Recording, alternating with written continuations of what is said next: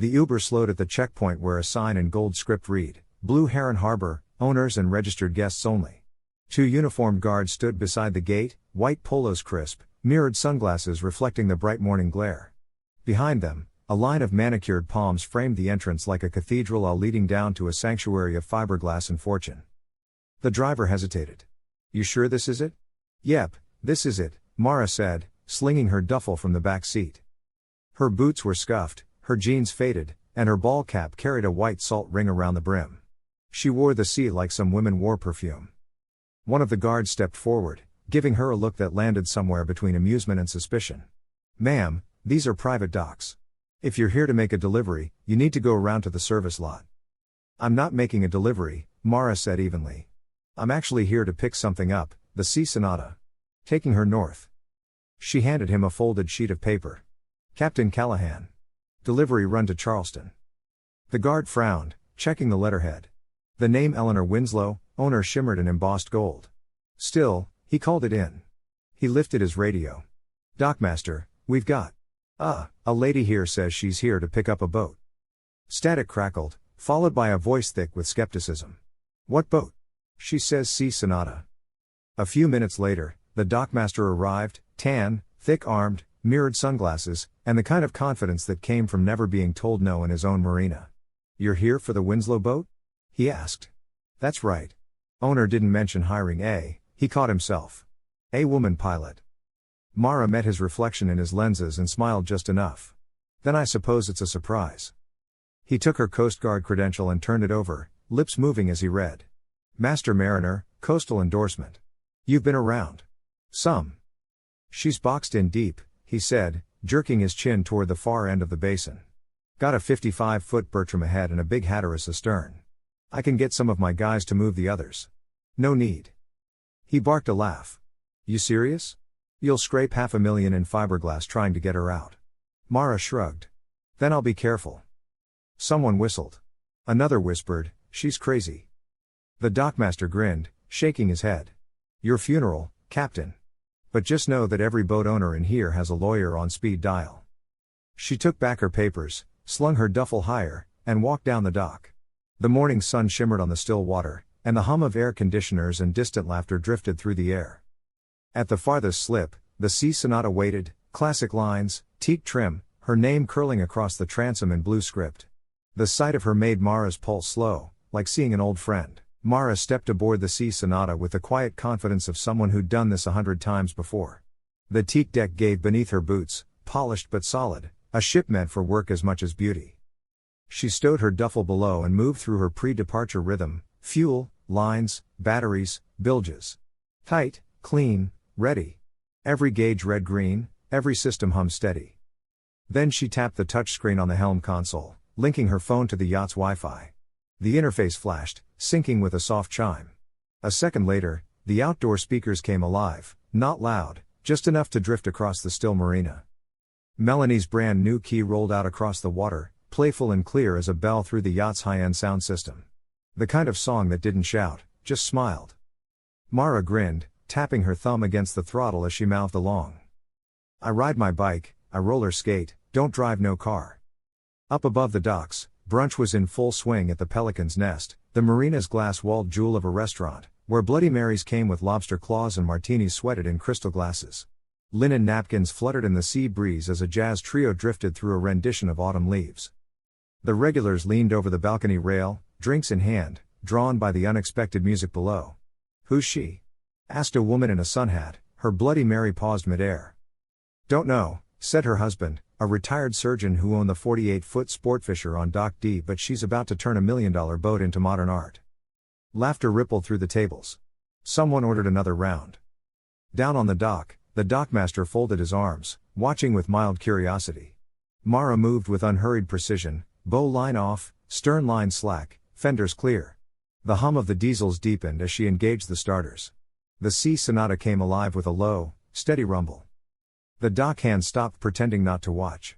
Even the men polishing brass fittings on their own yachts leaned on the rails, coffee forgotten. "She's actually gonna try it," one of them muttered.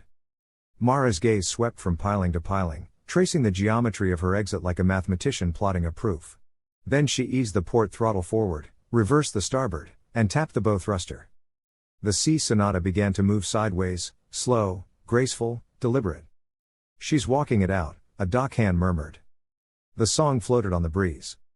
"Don't go too fast, but I go pretty far." Mara smiled to herself.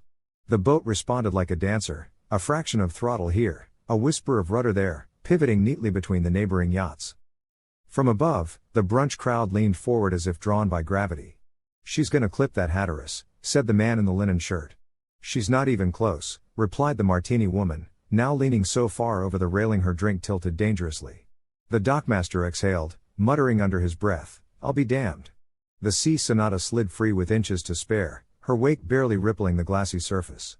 And somewhere between the hum of the diesels and the melody echoing over the water, the marina's chatter faded to silence, replaced by something closer to respect. The Sea Sonata crept toward the narrow mouth of the marina, her reflection sliding along the polished hulls around her. The air smelled of diesel, sunscreen, and salt, a slow Sunday morning rhythm, until the peace shattered. A roar split the stillness. A 30-foot red speedboat burst through the channel like a bullet, chrome rails flashing, its driver standing shirtless at the wheel, a beer in hand and a grin too wide for sense. The hull slammed the chop, each bounce throwing spray like fireworks. "Somebody stop that idiot," shouted a woman from the Pelican's Nest balcony. He ignored the no-wake signs, throttles pinned, engine howling. The wave that followed rolled through the marina like a moving wall, deep, heavy, building momentum as it came. Down on the docks, the dockmaster swore. "He's gonna swamp half my slips." Then came another sound, deeper, steadier, the low whoop whoop whoop of twin outboards.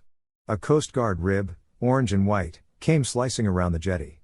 Blue lights flared across the water, bouncing off chrome and glass. The brunch crowd erupted. Laughter, whistles, cheers. "Get him," someone yelled, raising a martini like a battle flag. The speedboat veered hard, spray knifing through the air, the Coast Guard closing fast. They vanished around the bend in a blur of noise and foam. But the wake remained, rolling, surging, unstoppable. Mara saw it coming even before the others did. A long, slow swell pushing inward, ricocheting off the seawall. Her trawler was halfway through a pivot, broadside to the oncoming surge, with maybe 6 feet to spare before she'd meet a yacht worth more than she'd ever earn. Abort or commit? Neither was good. She committed. Mara gunned the throttles forward, bow rising, engines roaring, the first real sound of power all morning. The dockmaster's clipboard hit the ground. "She's aiming right for the Silver Wish." The brunch crowd leaned out, phones raised. A gasp swept across the balcony as the Sea Sonata surged ahead, 20 feet, 15, 10. Then the wake hit. The Sea Sonata lifted high, her bow slicing through the air before the swell slammed beneath her keel. Water fanned out in diamonds as the surge pushed her stern sideways, but instead of colliding, she rode it.